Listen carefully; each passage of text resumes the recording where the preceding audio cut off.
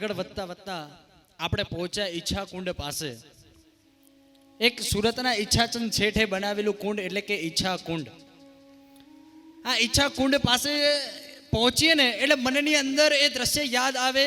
એ ઈચ્છા કુંડ પાસે પહોંચતા પહોંચતા વસ્તુપાલ અને તેજપાલનું, કે જે આ ધન્યધરા ઉપર પહોંચી આ સિદ્ધગિરિરાજના એ સ્થાનમાં એ દિવ્ય અનુભૂતિ કરવા માટે જ્યારે અહીંયા પહોંચ્યા હતા, અને ત્યારે જે એઓના ભાવ, ઉત્કૃષ્ટતાના ભાવ કહેવાય કે આખો સંઘ લઈને એ લોકો આવ્યા હતા.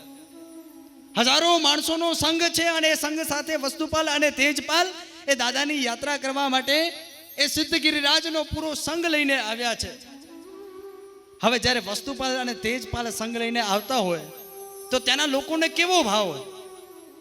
ત્યાંના બધા ફૂલ વેચવાવાળા છે, ત્યાંના જે પણ માળીઓ હોય એ બધાના મનની અંદર કેવો ભાવ હોય કે આજે તો હજારો યાત્રિકો આવી રહ્યા છે.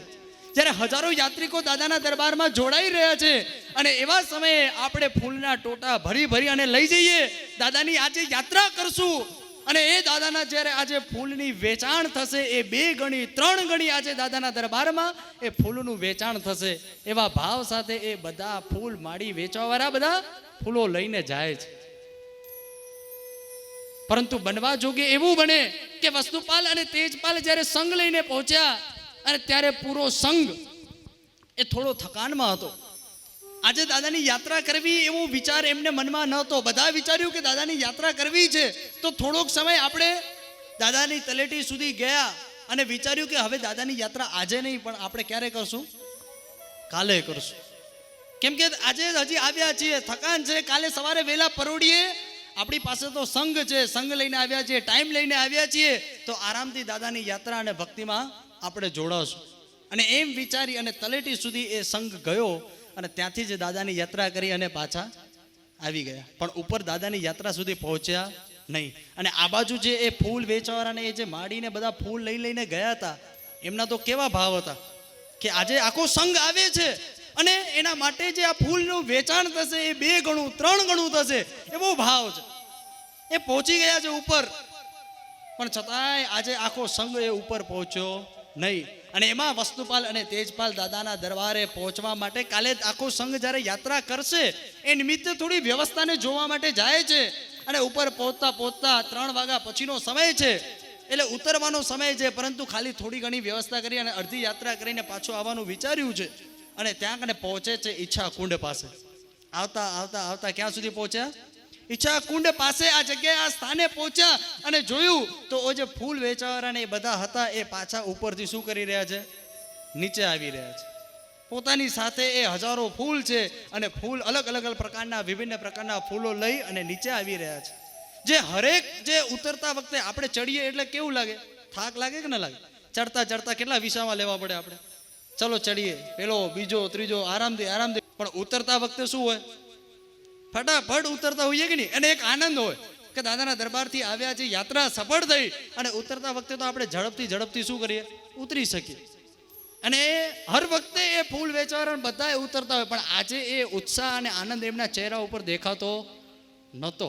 કેમ કે એમનું જે કાર્ય એ કાર્ય એમનું સફળ થયું નહીં. અને એ ઉત્સાહ અને આનંદ આજે દેખાતો ન હતો. એ ત્યાંથી ધીરે ધીરે ધીરે ઉતરે છે. થોડુંક મન ઉદાસ છે, આંખ નીચી છે, અને મનની અંદર એવા અલગ પ્રકારના હજારો ફૂલ લઈને સાથે ઉતરી રહ્યા છે. પગ એ આગળ વધવા માટે ધીરે ધીરે પ્રયત્ન કરતું નથી. એ મનની અંદર ઉદાસીન છે અને પગ ધીરે ધીરે આગળ વધે છે અને લથડાતા ખાતા ખાતા નીચે ઉતરતા હોય છે. અને આ બાજુ સામેથી વસ્તુપાલ ને તેજપાલ શું કરે છે? ત્યાં જ આવે અને એ જોવે અને વિચારે ને એમને પૂછે કે ભાઈ તમે દાદાના દરબારે જઈને આવ્યા, અને મારા દાદાના દરબારે જનારો માણસ કોઈ પણ આવે એ ક્યારે ઉદાસ હોતો નથી, અને તમે દાદાના દરબાર સુધી જઈને આવ્યા ને તમારા ચહેરામાં રોનક નથી. કેમ તમારો ચહેરો ઉદાસ દેખાય છે? આની પાછળનું કારણ શું? તમારો ચહેરો કેમ ઉદાસ દેખાય છે? એ કયું કારણ કે જેના કારણે તમારા ચહેરામાં રોનક નથી? અને પછી એ કહે છે કાંઈ નથી, કાંઈ કારણ નથી.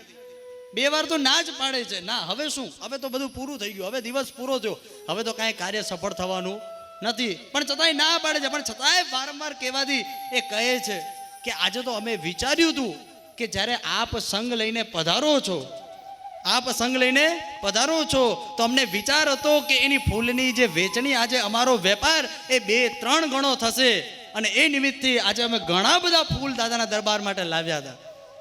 પરંતુ આજે આપનો સંઘ માત્ર તલેટીથી યાત્રા કરી અને પાછો રિટર્ન થઈ ગયો. એ દાદાની યાત્રા કરવા માટે આજે આવ્યો નહીં, કે જેના કારણે અમે આજે થોડાક આ ફૂલ પાછા લઈને આવવું એ અમારા ચહેરામાં થોડુંક ઉદાસીન છે. બસ આટલી નાની વાત વસ્તુપાલ તેજપાલે કીધું કે આટલી નાની વાત, અને તમે દાદાના દરબારે જઈને આવ્યા, અને પહેલા તો વાત ક્યારે ઉદાસ રહેવાય નહીં.